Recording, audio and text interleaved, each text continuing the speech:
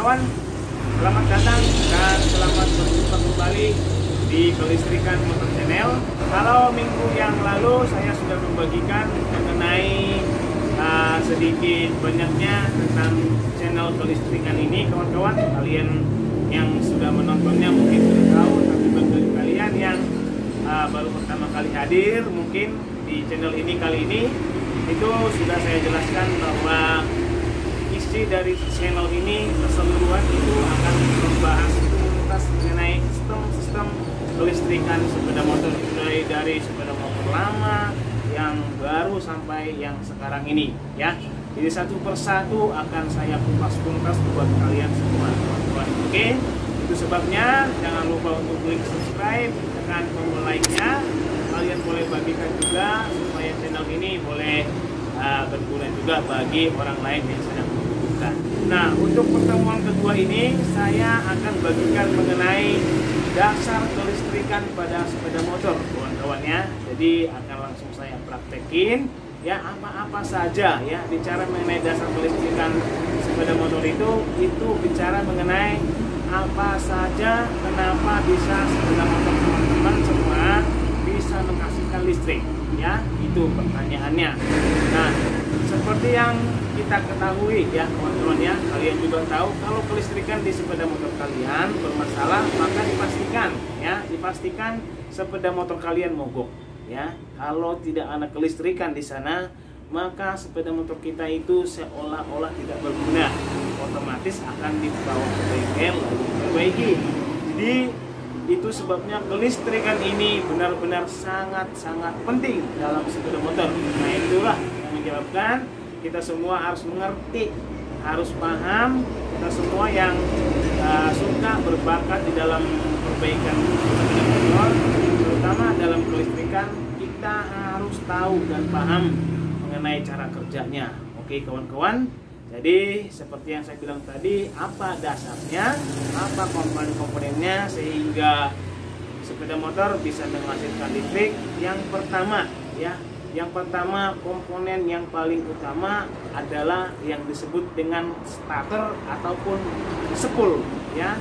Jadi ini dia kawan-kawan. Nah, ini starter atau spool ini berfungsi, inilah komponen utama yang menghasilkan listrik kawan-kawan dalam sepeda motor kita ya. Tanpa, kalau tidak ada spool, maka dipastikan sepeda motor kita tidak bisa nyala, tidak akan ada listriknya. Kenapa? Karena spool ini terdiri dari gulungan-gulungan ya, beberapa gulungan, ada banyak gulungan di sini. Nah, inilah yang akan nanti berfungsi bekerja untuk menghasilkan sebuah listrik kawan-kawan ya. Jadi inilah fungsi dari spool ini atau yang biasa disebut dengan starter coil kawan-kawan. Nah, apakah sudah cukup hanya ini? Belum. Masih ada satu lagi persyaratannya supaya starter ini bisa menghasilkan listrik. Kalau ini saja di dalam sepeda motor, listriknya tidak akan ada ya. Jadi harus ada komponen yang mendukung supaya si spool ini bisa menghasilkan listrik kawan-kawan ya. Apa namanya? Yang kedua adalah magnet. Nah, ini magnet ini sudah dirubah bentuknya menjadi bulat seperti ini ya kawan-kawan, coba perhatikan. Nah, ini magnet. Jadi di sekeliling ini isinya magnet semua ya, magnet ya. Kalau ini tidak ada magnet. Kalau di luar yang ada magnet di dalam seperti ini ya. Dia berbentuk bulat seperti ini. Tujuannya supaya apa? Ya kan? Supaya nanti starter atau spool ini berada di tengah-tengah seperti ini ya. Nah, jadi kira-kira seperti ini bentuknya, masuk ke dalam.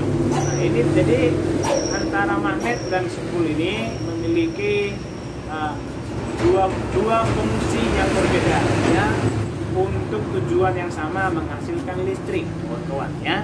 Jadi ini komponen yang kedua adalah magnet ya.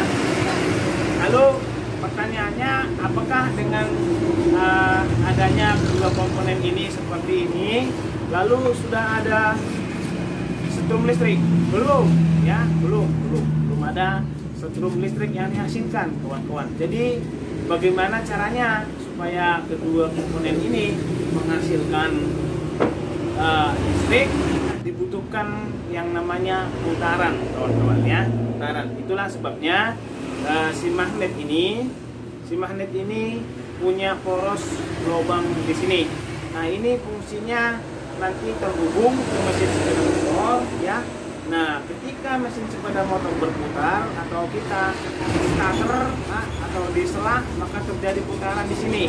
Nah, ketika adanya putaran magnet di antara spool ini, maka itu otomatis akan menghasilkan yang namanya listrik dari soket, atau spool ini akan menghasilkan listrik dari kabel spool ini, kawan-kawan. Jadi hukumnya seperti itu, supaya sepeda motor kita menghasilkan listrik, ya, di dalam mesin, supaya bisa menghidupkan sepeda motor kita, maka dibutuhkan 3 proses, ya. Yang pertama ada kumparan, yang kedua ada magnet, yang ketiga ada putaran.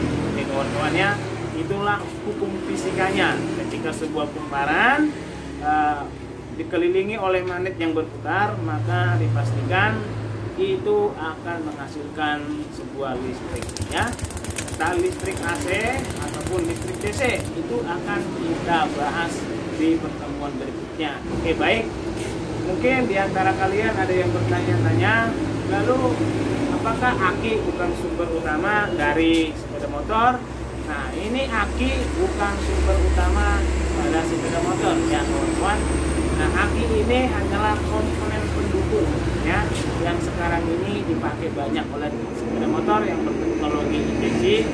Nah, ini supaya apa? Ini kalau tidak ada spool pengisian, maka dipastikan aki ini pasti ngedrop, ya. Itu sebabnya aki kalian bisa ngedrop, bisa hilang, nggak ada setrumnya. Itu disebabkan mungkin permasalahan di spool pengisian.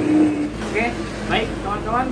Jadi seperti itu penjelasan mengenai sistem kelistrikan kali ini. Saya yakin kalian bisa mengerti, kalian bisa memahaminya, ya. Bagaimana cara kerja, bagaimana nanti kalian bisa memperbaiki kelistrikan sepeda motor kalian atau pekerjaan di bengkel yang bermasalah. Ketika mungkin ada kehilangan kelistrikan setrum pengapian, kehilangan setrum lampu, ya.